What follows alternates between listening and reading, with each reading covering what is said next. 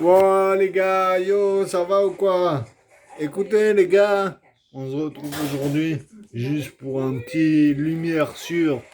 J'aimerais mettre la lumière sur une combattante, une warrior de la vie qui s'appelle Julianne Köpke.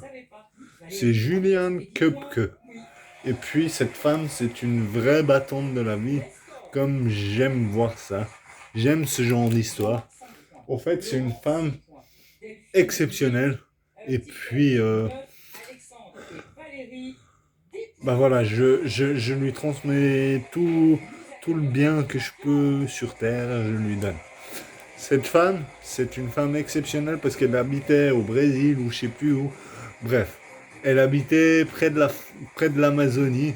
Et puis son père, il avait un complexe où il étudiait, où il faisait des expérimentations et tout. Et puis elle devait rejoindre son père.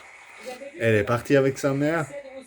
Et puis, bah malheureusement, en fait, l'avion, c'était une mauvaise compagnie. Ils étaient très mal réputés et tout. Ils venaient de perdre 3 avions. Et puis, malheureusement pour elle, bah l'avion, il s'est éclaté en vol. L'avion, il s'est dégringolé en vol. Et puis, elle est tombée, tu vois, de 3000 mètres. De 3000 mètres, elle est tombée. Et puis, ce qui est hallucinant, c'est qu'elle n'avait pas de parachute. Elle n'avait rien. Et puis, elle est tombée au milieu de la forêt amazonienne, au plein milieu de rien du tout, à 500 km de toute vie. Elle a atterri au milieu de rien. Et puis, bah, c'est là que ça a commencé sa survie. Et puis, je veux dire, c'est juste phénoménal. La meuf, elle est juste waouh.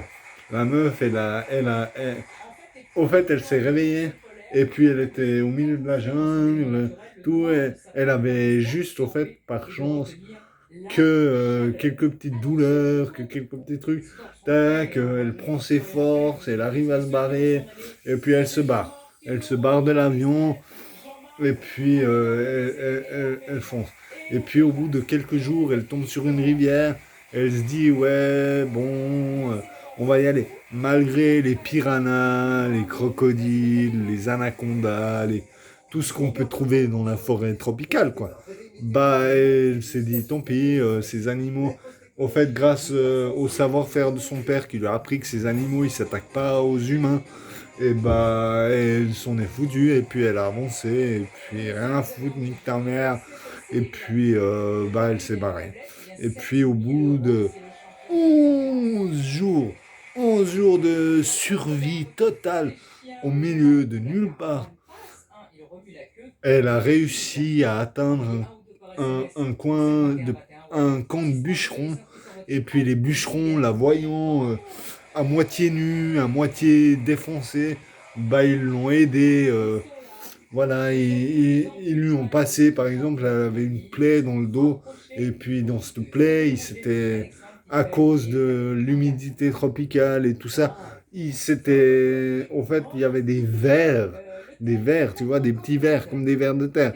Bah, il y avait des vers dans son dos, et puis ils lui ont enlevé 35 petits vers dans le dos, et pour qu'elle puisse survivre, et puis après, ils l'ont fait survivre, ils l'ont amené après à 11 heures de là, ils l'ont amené à un hélicoptère, que l'hélicoptère l'a embarqué à un hôpital. Et puis à ce moment-là, sa vie était sauve. Et puis désormais, cette femme, elle vit désormais, je sais pas où, en Amérique du Sud sans doute.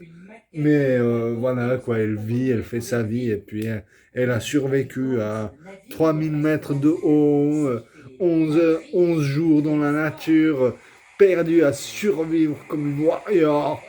Non, je veux dire, cette femme, c'est une warrior. Peace, les gars. Abonnez-vous pour d'autres histoires, pour d'autres délires. Je veux dire, on rigole avec moi.